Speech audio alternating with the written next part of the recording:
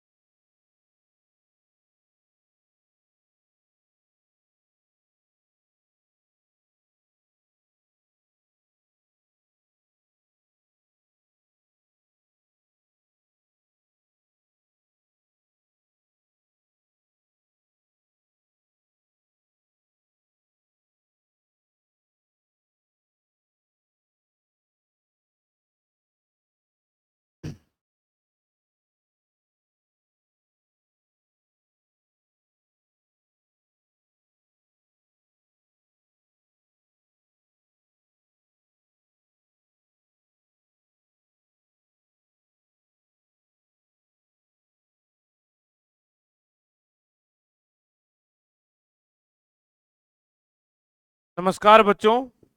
तो last class में अपन scattering amplitude का एक्सप्रेशन कैलकुलेट किए थे और उसके माध्यम से अपन ने टोटल स्कैटरिंग क्रॉस सेक्शन बताया था। और टोटल स्कैटरिंग क्रॉस सेक्शन की जो वैल्यू आई थी 4 पाई अपॉन के स्क्वायर समेशन एल बराबर 0 to infinite 12 + 1 sine square delta l लिखा था।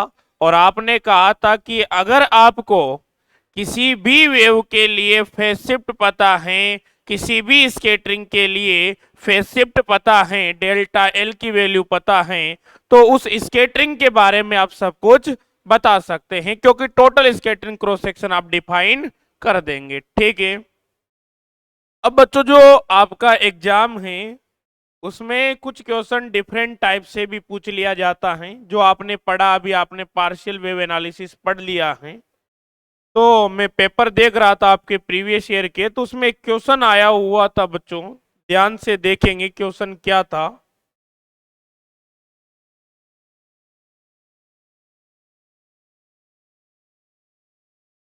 तो क्वेश्चन था explain explain the method of.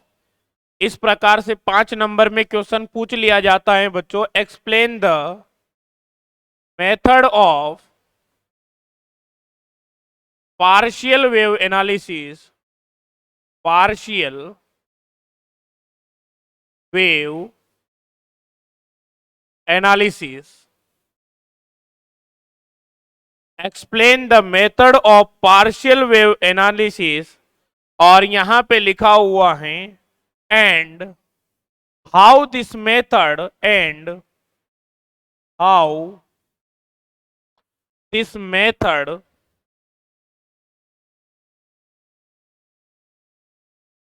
is not applicable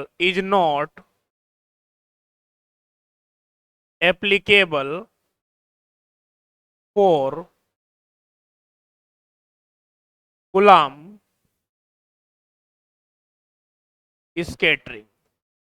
How this method is not applicable for Coulomb scattering.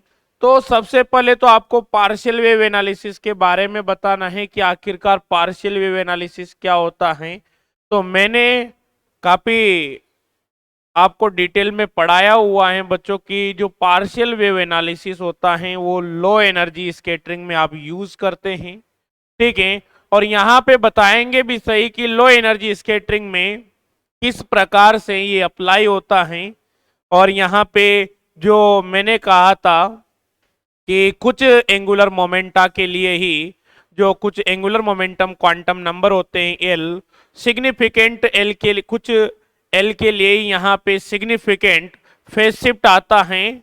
तो वो सब चर्चाएं मैं यहाँ पे करूंगा और बताएंगे कि ये केवल जो पार्शियल वेव एनालिसिस होता है ये शॉर्ट रेंज पोटेंशियल के लिए ही ज्यादा यूजफुल होता है। जब आप कुलाम पोटेंशियल की बात करते हैं बच्चों, तो आप जानते हैं कि जो कुलाम पोटेंशियल होता है इसकी रेंज इनफाइनाइट होती है और लॉन्ग रेंज पोटेंशियल के लिए जो एप्लीकेबल होगा वो पार्शियल वेव एनालिसिस वो नहीं होगा।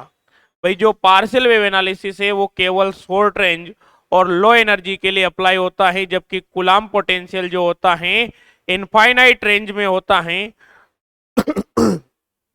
तो जाहिर सी बात है यहाँ पे जब इनफाइनाइट रेंज की बात करेंगे तो जो नंबर ऑफ फेज शिफ्ट होंगे, ज्यादा वेव यहाँ पे स्केटर्ड होगी। साथ ही साथ एक यहाँ पे दिक्कत और आती है कि बच्चों जो आपने इंसिडेंट वेव ली थी उसका जो सॉल्यूशन माना था वो प्लेन वेव माना था, जबकि यहाँ पे इनफाइनाइट रेंज होने की वजह से पोटेंशियल की जो आपकी इंसिडेंट वेव है वो स्केटर्ड होगी, वहां पे फिर दिक्कत आ जाएगी। सॉल्यूशन भी क्या नहीं रहेगा, प्लेन वेव नहीं रहेगा। तो फिर आगे अपन चल के कूलाम स्कैटरिंग के बारे में पढ़ेंगे तो वहां पे डिटेल में कूलाम स्कैटरिंग की चर्चा करेंगे।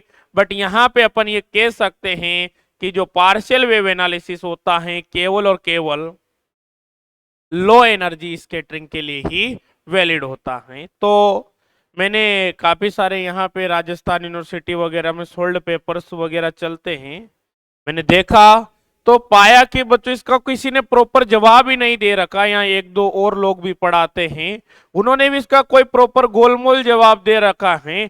अपन एकदम प्रॉपर वे में इसका जवाब देंगे आखिरकार क्या है। मैं आपको बताऊंगा कि जो लो एनर्जी स्कैटरिंग होती है उसमें एल की वैल्यू कितनी लेते हैं, उसके बारे में भी अपन कैलकुलेशंस करेंगे, ठीक है। तो यहाँ पे आपको मैं न्यूक्लियर फिजिक्स का एग्जाम्पल न्यूट्रॉन प्रोटॉन स्कैटरिंग भी यहाँ पे बताऊंगा, उसके माध्यम से समझाऊंगा कि एल की कौन कौन सी वैल्यू एक्सेप्टेबल होगी, ठीक है। तो सबसे पहले यहाँ पे लिखेंगे सॉल्यूशन और इसमें लिखेंगे बच्चों की पार्शियल वेव एनालिसिस जो होता है एक अप्रोक्सीमेशन मेथड होता है, ठीक है। तो यहाँ पे लिखेंगे partial wave analysis, partial wave analysis, wave analysis, partial wave analysis is an approximation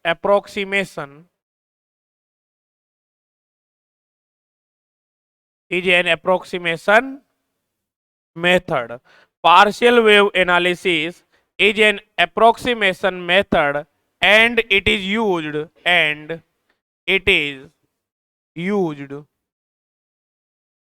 for low energy scattering and it is used for low energy scattering, ठीक है। बच्चों यहाँ पे ये अपना शॉर्ट रेंज पोटेंशियल है, ठीक है। और यहाँ पे इस प्रकार से आपकी वेव इंसिडेंट हो रही है, पार्टिकल इंसिडेंट हो रहे हैं और जाहिर सी बात है बच्चों यहां से ये क्या होगा, स्केटर्ड होंगे, इस प्रकार से स्केटर्ड होंगे। यहाँ पे आप लोगों ने क्या रखा होगा, डिटेक्टर रखा हुआ होगा। अब आप लोग कंफर्टेबल हो चुके होंगे आई थिंक स्केटरिंग में।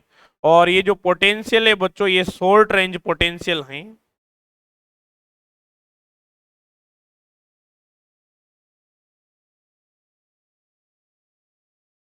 पोटेंशियल है, ठीक है सर, कोई दिक्कत नहीं है।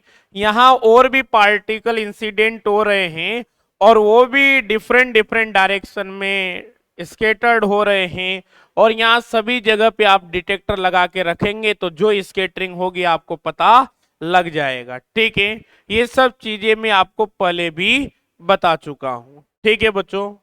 अब यहाँ पे इसको नोट कीजिए पहले, फिर इसमें लिखाएंगे,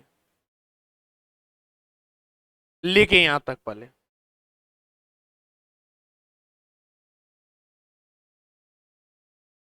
और फिर शॉर्ट रेंज पोटेंशियल के लिए बात करेंगे, यहाँ पे एंगुलर मोमेंटम की बात करेंगे।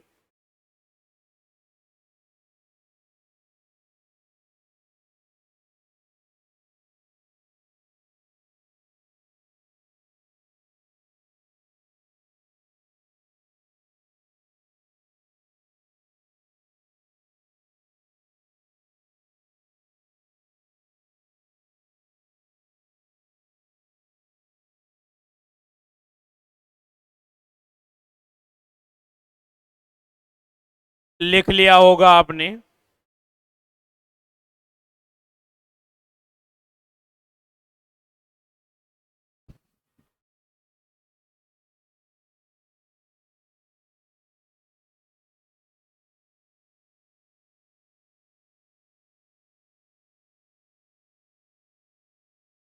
तो लगभग आधा पार्ट कंप्लीट हो गया है आपके यूनिट का। ठीक है, अब लिखते हैं, यहां पे बात करते हैं। तो अब बच्चों यहाँ पे आपको पता है कि जब यहाँ पे पार्टिकल इंसिडेंट होंगे तो उनसे एसोसिएटेड वेव भी होगी, और डिफरेंट डिफरेंट वेव के लिए बच्चों एंगुलर मोमेंटम की वैल्यू अलग अलग होगी। यहाँ पे जब यहाँ पे अगर मैं बात करता हूँ, रफली आइडिया देना चाह रहा हूँ मैं आप लोगों को, ये यहाँ पे इससे अगर इस डिस्टेंस पे बात करूंगा तो यहाँ पे इस पार्टिकल की कुछ वेलोसिटी होगी, दैट मीन्स कुछ काइनेटिक एनर्जी होगी। तो यहाँ से एल वेक्टर बराबर r vector cross p vector करूंगा, यहाँ पे ये पार्टिकल अपना मोमेंटम रखेगा, ये आर होगा।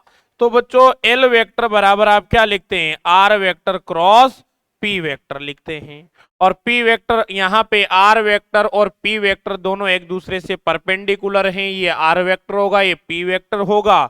तो बच्चों इसको आरपी लिखेंगे, और पी बराबर आप क्या लिखते हैं क्वांटम मैकेनिक्स में, एच बार के लिखते हैं। तो इस प्रकार से आप लिखेंगे। अब ये आर की यहाँ पे दो तरीके एंगुलर मोमेंटम बढ़ाने को, या तो आप लीनियर मोमेंटम की वैल्यू बढ़ा दीजिए, मतलब ज्यादा एनर्जी के पार्टिकल आप यहाँ पे इंसिडेंट कराइए, या फिर आप आर बढ़ाइए। अब शॉर्ट रेंज पोटेंशियल में तो आर भी एक लेवल तक ही जा सकता है, और लो एनर्जी स्केटरिंग है तो यहाँ पे एनर्जी तो आप पहले से ही फिक्स करके रखेंगे। तो आर की डिफरेंट डिफरेंट वैल्यूज के लिए बच्चों यहाँ पे एंगुलर मोमेंटम की वैल्यू क्या होगी, डिफरेंट डिफरेंट होगी, और उनके corresponding different different angular momentum quantum number define होंगे, स्मॉल एल डिफाइन होंगे। तो यहाँ पे अपन बात करते हैं बच्चों, इसको मिटा देता हूं।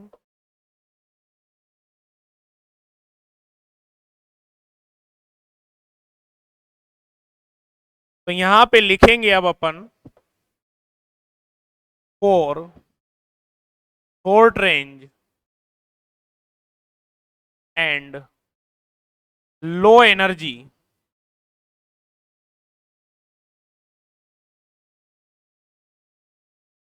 स्केटरिंग। सबसे पहले बच्चों अपन एंगुलर मोमेंटम की ही बात करते हैं। तो एंगुलर मोमेंटम जो होता है r vector cross p vector होता है, और यहाँ पे एल की बात करें तो यहाँ पे आर तो आर ही रहेगा, और यहाँ पे कितना आ जाएगा बच्चों, एच क्रॉस के आ जाएगा। और आर की मैक्सिमम वैल्यू अगर आपका शॉर्ट रेंज पोटेंशियल है तो आर नोट ली जा सकती है।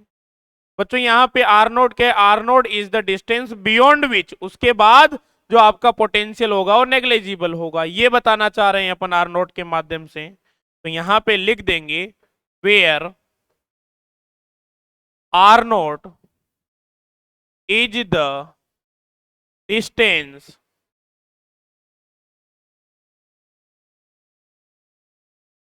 Beyond which the potential becomes the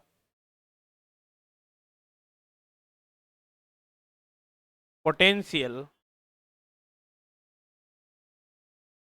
becomes negligible, potential becomes negligible. तो बच्चों आपको पता है कि इस आर नोट के बाहर पोटेंशियल नेग्लिजिबल हो जाएगा, तो उसके बाहर से कोई वेव जाएगी तो स्केटर्ड ही नहीं होगी। तो आप जानते हैं कि केवल वही वेव यहाँ पे स्केटर्ड होगी जिनका एंगुलर मोमेंटम इस मैक्सिमम वैल्यू से कम आएगा। अगर एंगुलर मोमेंटम की वैल्यू आर नोट एच बार के से कम है तो आप कह सकते हैं बच्चों वो वेव यहाँ पे स्केटर्ड होगी। तो only those wave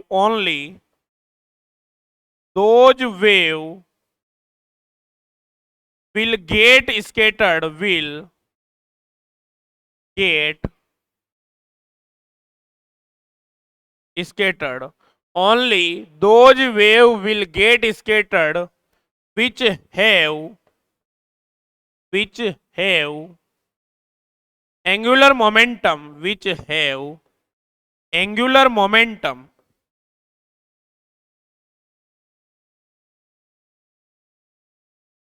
such that angular momentum such that. तो यहां पे जो एंगुलर मोमेंटम होगा वो क्या होना चाहिए बच्चों, आर नोट एच बार के से कम होना चाहिए, इसके बराबर हो सकता है।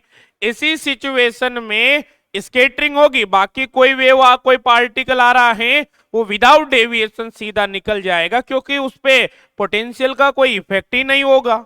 और जब यहां पे आप जानते हैं एंगुलर मोमेंटम को, अगर एंगुलर मोमेंटम ऑपरेटर को आप लिखते हैं तो कैसे लिखा जाता है, L into L plus one under root के अंदर लिखेंगे और यहाँ पे एच बार लिखा जाएगा और आर नोट एच बार के लिखा जाएगा बच्चों। और जाहिर सी बात है एच बार से एच बार कैंसिल हो जाएगा और स्क्वायर कर देंगे तो L into L plus one less than equal to r naught square के स्क्वायर। और अभी तक अपन ने शायद इक्वेशन नहीं दिए हैं किसी को भी, तो इसको दे देंगे अपन इक्वेशन नंबर 1।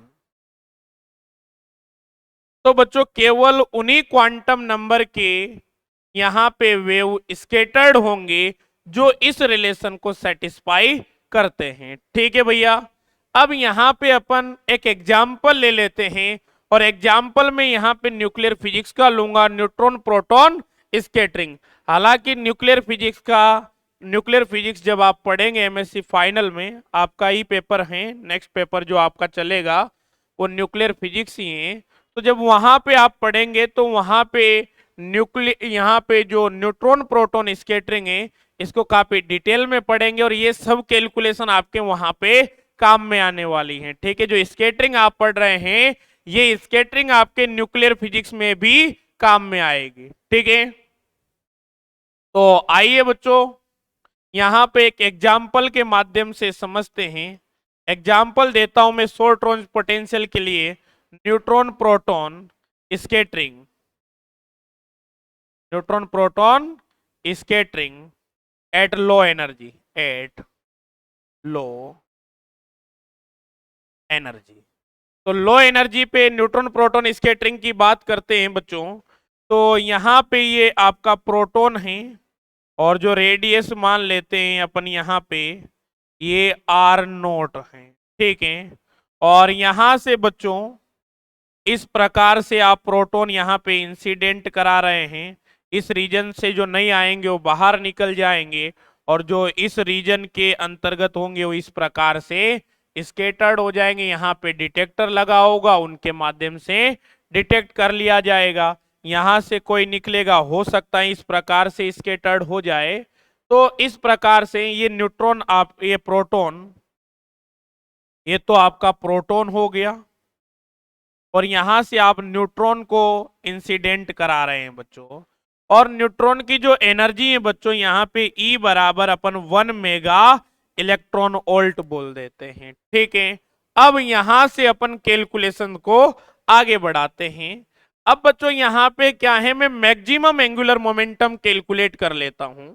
थोड़ा सा यहाँ पे मैं क्लासिकल पिक्चर का यूज करूंगा, क्लासिकल मैकेनिक्स का भी थोड़ा सा यहाँ पे एंगुलर मोमेंटम लिखने के लिए यूज करेंगे और थोड़ा सा अपन अप्रोक्सीमेटली देखना चाहेंगे कि आखिरकार यहाँ पे कौन कौन से क्वांटम नंबर एल हैं वो एक्सेप्टेबल होंगे लो एनर्जी के लिए। और यहाँ पे आप सरप्राइजिंगली देखेंगे कि केवल एल बराबर 0 वाले जो आपकी वेव होगी वही स्केटर्ड होगी, बाकी सभी आपकी यहाँ पे बिना फेज शिफ्ट के सीधी निकल जाएगी।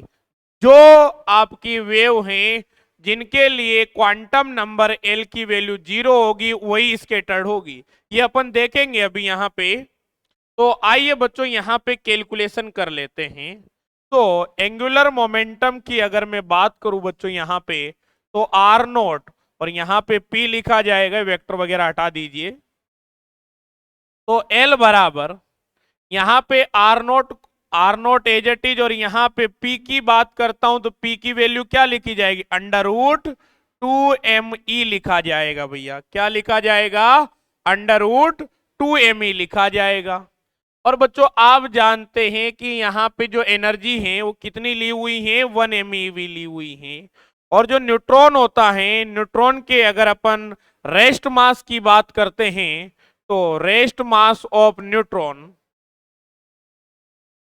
मास ऑफ न्यूट्रॉन जो होता है बच्चों यहां पे लिख लीजिएगा mn की value 939.6 MeV upon c square होता है। ये यहाँ पे रेस्ट मास होता है न्यूट्रॉन का। और बच्चों इसको कैलकुलेशन आसान बनाने के लिए लगभग 1000 मान लेते हैं, 1000। अब आसान हो जाएगा सर, बिल्कुल। और यहां पे आर नोट की वैल्यू जो है बच्चों, आर नोट की वैल्यू 2 फेम्टोमीटर मान लेते हैं। कितनी मान लेते हैं? 2 फेम्टोमीटर। 2 into 10 to the power -15 metre आ जाएगा। तो वैल्यूज रख देते हैं। तो एल बराबर यहां पे 2 फेम्टोमीटर और यहां पे आ जाएगा √2। यहां पे 1000 आ जाएगा बच्चों, और 1000 mega electron volt upon c square, और यहां पे 1 MeV।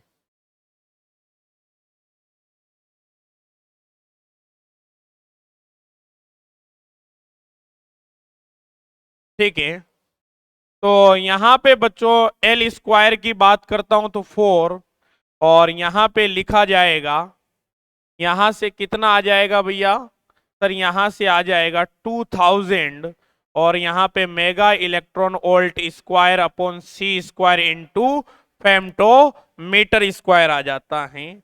अब यहां से बच्चों L square upon h bar square भी कैलकुलेट कर लेते। तो L square upon h bar square से आपने डिवाइड किया तो 8000 MeV square upon c square femto metre square upon, यहां पे कितना आ जाता है? इस सी स्क्वायर को हटा देते, सी स्क्वायर को नीचे रखते हैं, एक स्टेप कम हो जाएगी। तो यहां पे कितना आ गया बच्चों? सर यहां पे लिख दिया एच बार स्क्वायर सी, एच बार सी का होल स्क्वायर। और बच्चों यहां पे लिख लीजिएगा एच बार सी की जो वैल्यू होती है वो 200 mega electron volt femto metre होती है भैया। 200 mega electron volt femto metre होती है। इसका स्क्वायर कर देते हैं।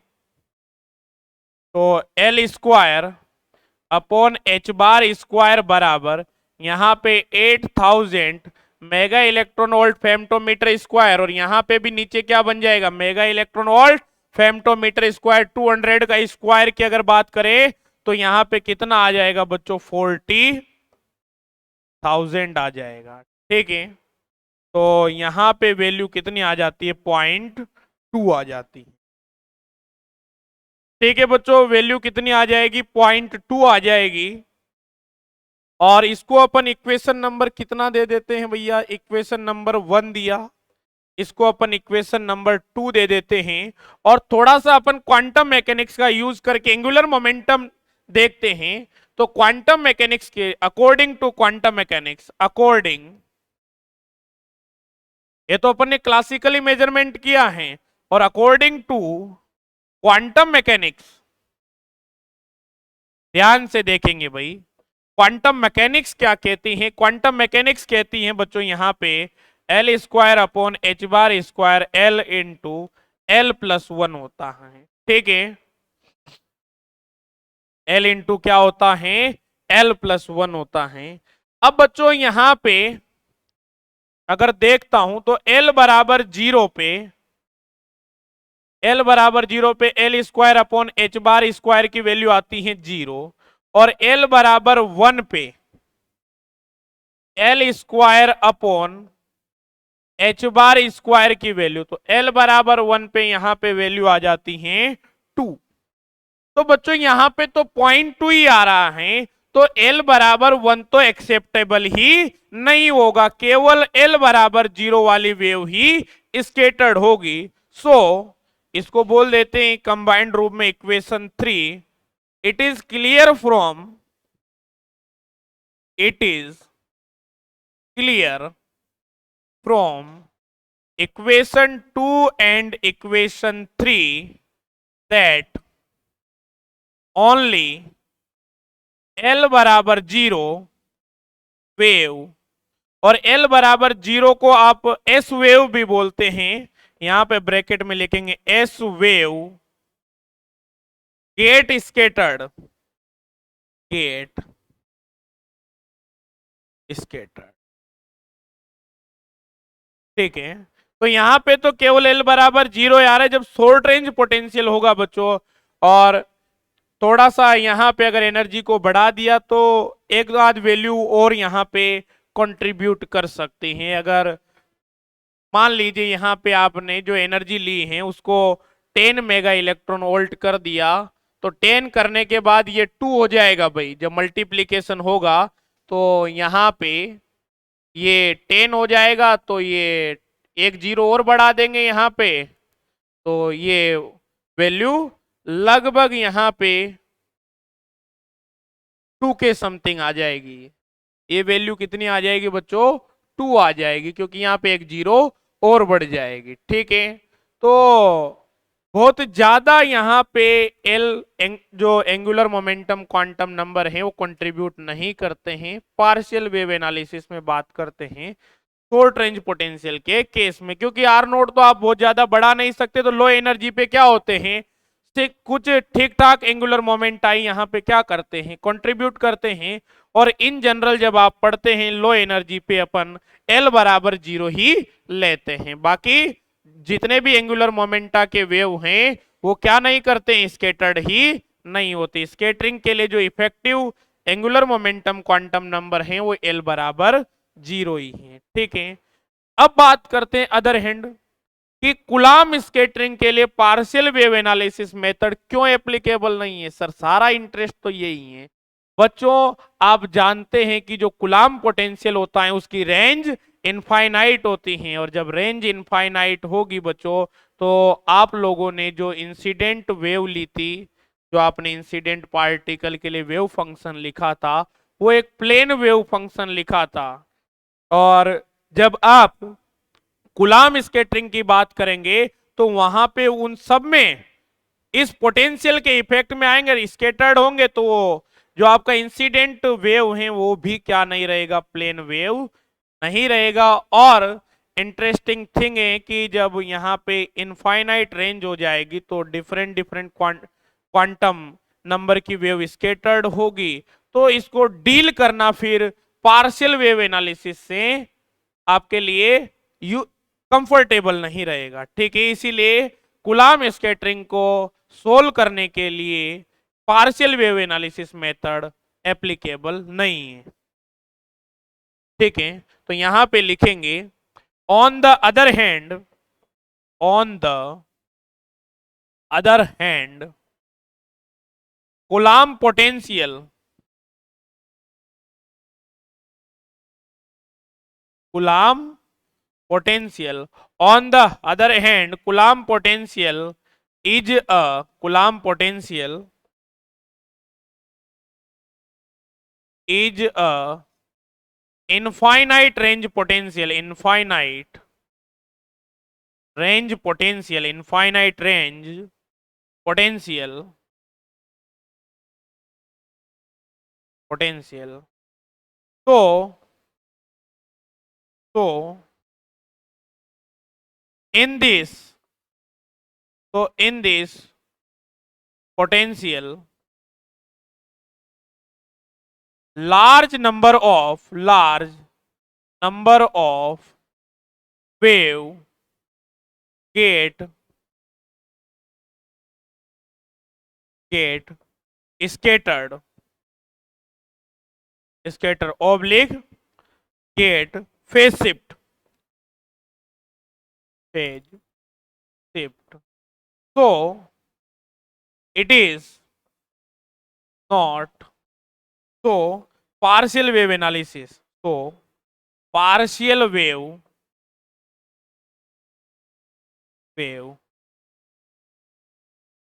analysis is not applicable,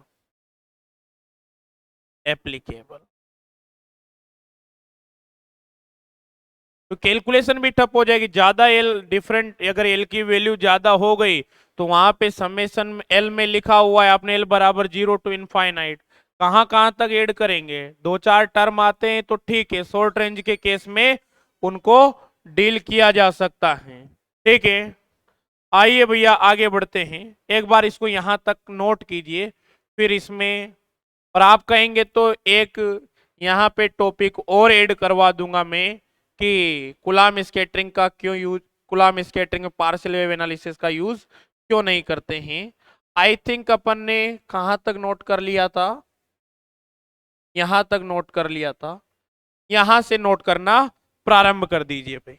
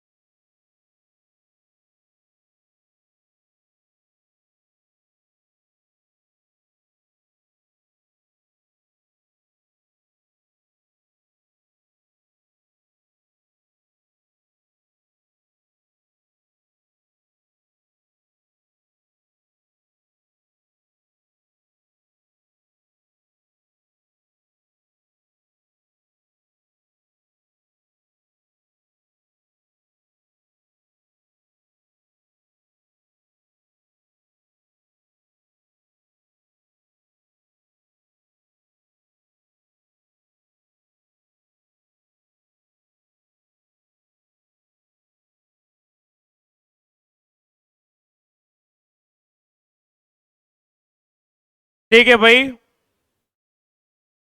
कर लीजिए नोट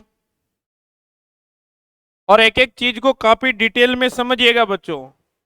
ठीक है, जब कभी एडवांस क्वांटम मैकेनिक्स पे बोलने का मौका मिले तो फिर रुकना नहीं चाहिए, इस तरीके से कवर होना चाहिए, जो सुने उसको लगना चाहिए कि वाकई बेहतरीन फिजिक्स जानता है बच्चा। ठीक है, और शानदार तरीके से पढ़ाएंगे बच्चों,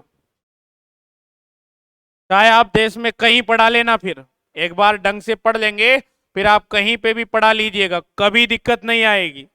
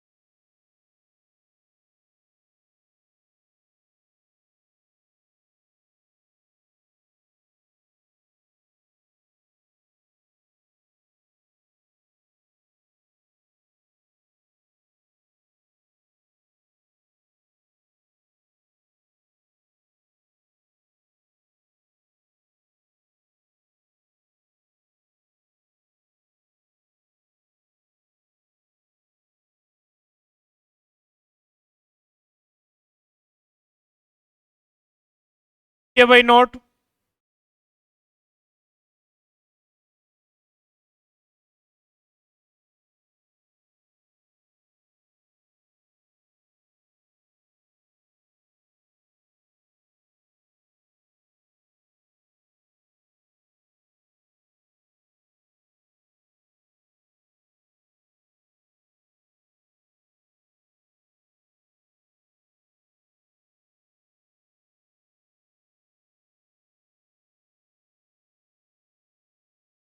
बाकी न्यूट्रॉन प्रोटॉन स्कैटरिंग के बारे में डिटेल में जो चर्चाएं हैं आप बाद में करेंगे। जब आप न्यूक्लियर फिजिक्स पढ़ेंगे वहां पे भी स्कैटरिंग की पूरी एक यूनिट है आपके, तो डबल फायदा हो जाएगा आपके।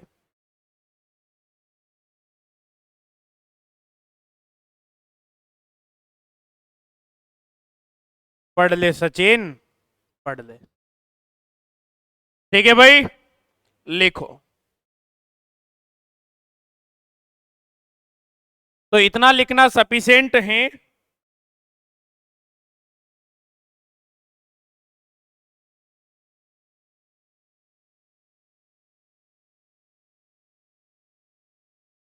और यहां पे ये भी लिख सकते एक लाइन चाहें तो कि during the calculation of partial wave analysis we use the incident plane as plane wave, but in case of infinite range potential the incident wave is not plane wave। तो लिखवा देता हूं, and we know that during the calculation of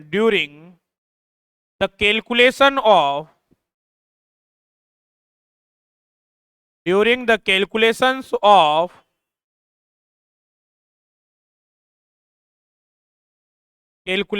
of partial wave we used incident wave function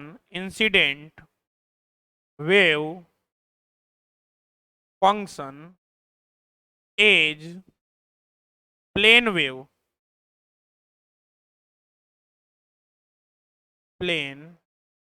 wave but for long range potential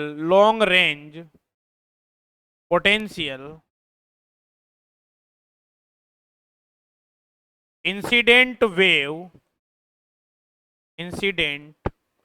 wave does not remain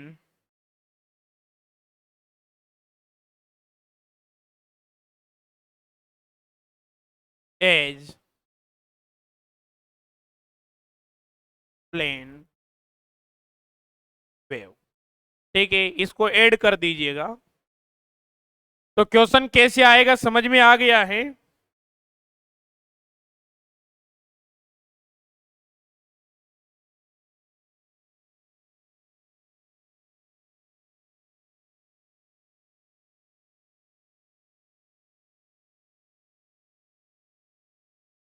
तो यहां पे लिख देंगे इसमें, so partial wave analysis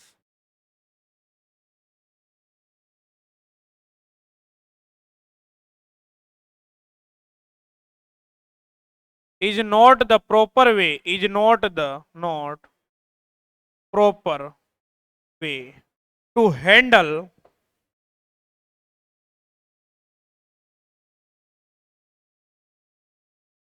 Coulomb scattering।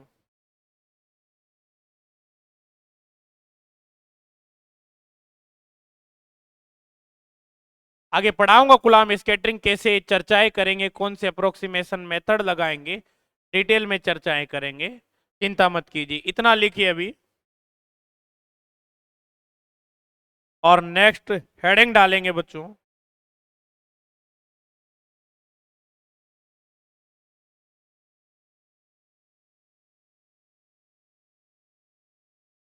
Optical theorem.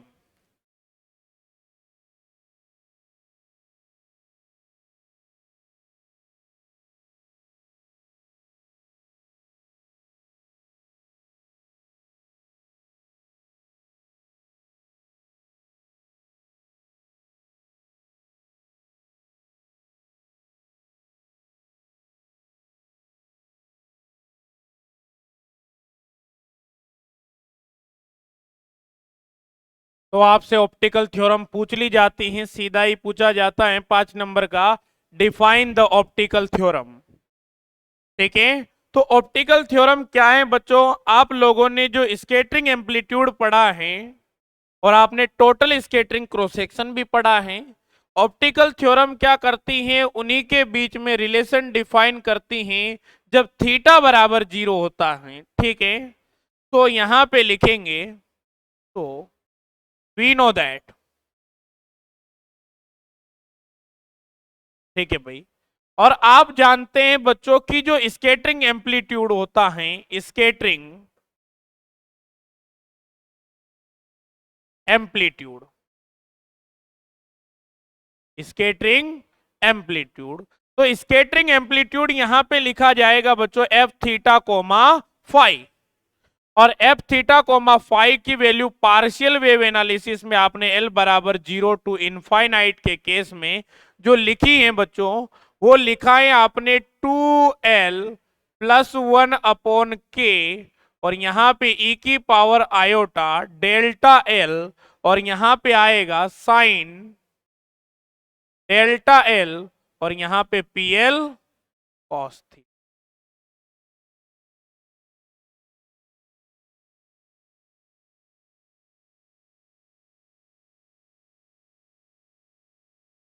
ये आप लोगों को मैंने पढ़ाया है, and that is our equation number 1। अब बच्चों थीटा बराबर 0 पे देखते हैं इसको, तो यहां पे लिखेंगे 8 थीटा, लिखना नहीं है, पूरा का पूरा ध्यान बोर्ड पे होना चाहिए, समय दूंगा मैं। 8 थीटा बराबर 0, अब यहां पे कोई फाई डिपेंडेंसी तो है नहीं भैया, केवल थीटा बराबर 0 पे तो इसको डायरेक्ट F0 लिख देंगे, कोई दिक्कत वाली बात नहीं है। समेशन यहां पे L बराबर 0 टू इनफाइनाइट लिखेंगे, और यहां पे 2l प्लस 1 अपॉन के, और यहां पे बच्चों e की पावर आयोटा डेल्टा एल, और यहां पे साइन डेल्टा एल, और यहां पे पी एल, और कोस 0 का वैल्यू कितना होता है बच्चों? सर 1। ठीक है, और जो PL1 की वैल्यू होती है बच्चों हमेशा 1 होती है। ठीक है, ये लेजेंडर पोलिनोमियल से आप ऐसा लिखते हैं, याद है तो अच्छी बात है, नहीं याद है तो याद कर लीजिए। ठीक है, PL1 की वैल्यू 1 होती है, तो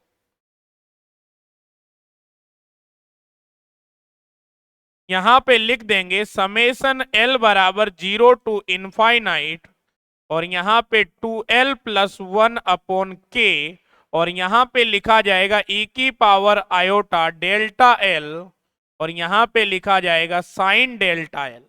इस प्रकार से आप लिख सकते हैं, और यहां पे ब्रैकेट क्लोज कर देंगे, तो ब्रैकेट के अंदर रख देंगे। ठीक है, अब बच्चों आप इसको इक्वेशन नंबर 2 दे दीजिए। सिंस यहां पे e की पावर आयोटा डेल्टा एल को क्या लिखा जाएगा? सर लिखेंगे कोस डेल्टा एल। अब बताओ कितना आसान है, और आप कहते हो सर जटिल है, अब कहां जटिल है भाई? ठीक है, तो यहां पे आ गया f(0) बराबर, अब समेशन लिख देंगे L बराबर 0 टू इनफाइनाइट, और यहां पे 2l प्लस 1 अपॉन के। ठीक है, और बच्चों यहां पे क्या लिख दिया जाएगा? यहां पे लिख दिया जाएगा कोस डेल्टा एल प्लस आयोटा, और यहां पे साइन डेल्टा एल, और बच्चों यहां पे साइन डेल्टा एल लिख देंगे, एल लिख देंगे। ठीक है, और अगर बच्चों में यहां से इमेजिनरी पार्ट की बात करूं f(0) के, तो f(0) का जो इमेजनरी पार्ट होगा बच्चों, वो क्या लिखा जाएगा? समेशन L बराबर 0 टू इनफाइनाइट, और यहां पे 2l प्लस 1 अपॉन के, और बच्चों यहां से भाई इमेजिनरी पार्ट तो साइन डेल्टा एल कोस से मल्टीप्लाई होगा, तो ये तो रियल ही रहेगा, और आयोटा के साथ में साइन स्क्वायर डेल्टा एल बन जाएगा, तो यहां पे क्या लिखा, साइन स्क्वायर डेल्टा एल, और इसको दे देंगे अपन समीकरण नंबर 3। ठीक है, तो आइए बच्चों आगे बढ़ते हैं। और यहां पे इस प्रकार से आपने लिख दिया है। अब यहां पे now from total scattering cross section, total scattering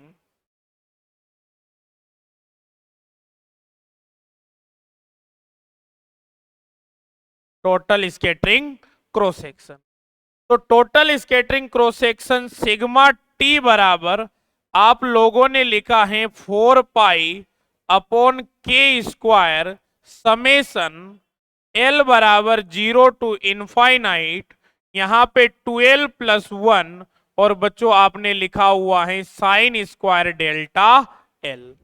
ये आपका टोटल स्केटरिंग क्रॉस सेक्शन लिखा हुआ है। और बच्चों समीकरण 3 और 4 से यहां पे आप क्या कर सकते हैं, समेशन 12 प्लस 1 अपॉन के, और इसकी जगह पे क्या लिख सकते हैं, इमेजिनरी ऑफ एफ ऑफ 0।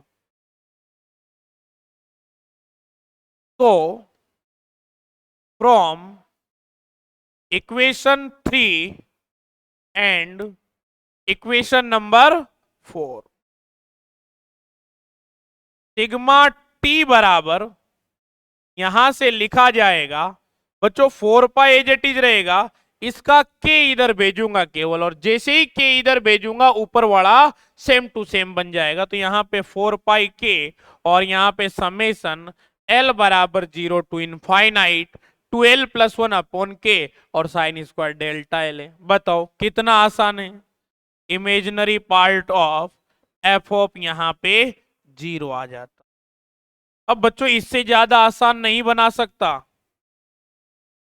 और आप क्या कर रहे हैं, एमएससी फाइनल, मतलब जो कॉलेज की क्लासेस हैं, अगर मोटे मोटे तौर पे आप लोग देखते हैं तो लास्ट स्टेज में आप चल रहे हैं, क्योंकि ज्यादातर बच्चे एमएससी तक तो करते हैं, पीएचडी तक आप में से बहुत कम जाते हैं। ठीक है, और सबसे इंपॉर्टेंट बात, एमएससी फाइनल में फाइनल के साथ सीएसआईआर नेट क्लियर कर लेना भाई। सीएसआईआर नेट क्लियर होना बहुत ज्यादा जरूरी है आपका। ठीक है, तो अभी प्रिपरेशन स्टार्ट कर दीजिएगा, मतलब नेट की प्रिपरेशन बहुत ज्यादा जरूरी है बच्चों, समझ रहे हैं इन बात को।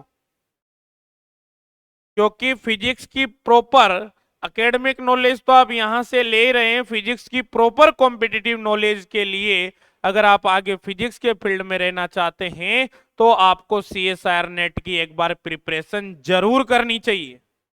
देखिए जिससे क्या होता है, जितने भी आपके पाप होते हैं पुराने वो धुल जाते हैं। ठीक है, तो लगा लीजिए भाई इस पे एमटीआर। और जो इक्वेशन नंबर 5 है, ये थीटा नहीं है भाई, जीरो है ये, कुछ लोग इसको थीटा समझ लें, ये जीरो है। तो यहां पे जो इक्वेशन नंबर 5 है, इसे ही आप क्या कहते हैं, ऑप्टिकल थ्योरम कहते हैं। तो यहां पे लिखेंगे equation number 5 represents, equation number 5 represents the relation between, represents the relation between total scattering cross section, total scattering cross section, scattering cross section, total scattering cross section and total scattering cross section and imaginary part of and imaginary part of scattering amplitude, scattering amplitude। Scattering amplitude, ठीक है, imaginary part of scattering amplitude at theta बराबर 0 and and it is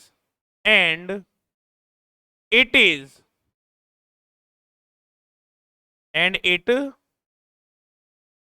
is more general and it is more general relation.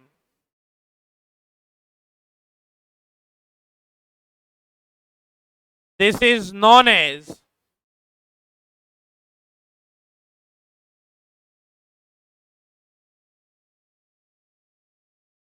optical theorem. तो इसे क्या कहते हैं बच्चों? Optical theorem कहते हैं, ठीक है। कहां से नोट करना है?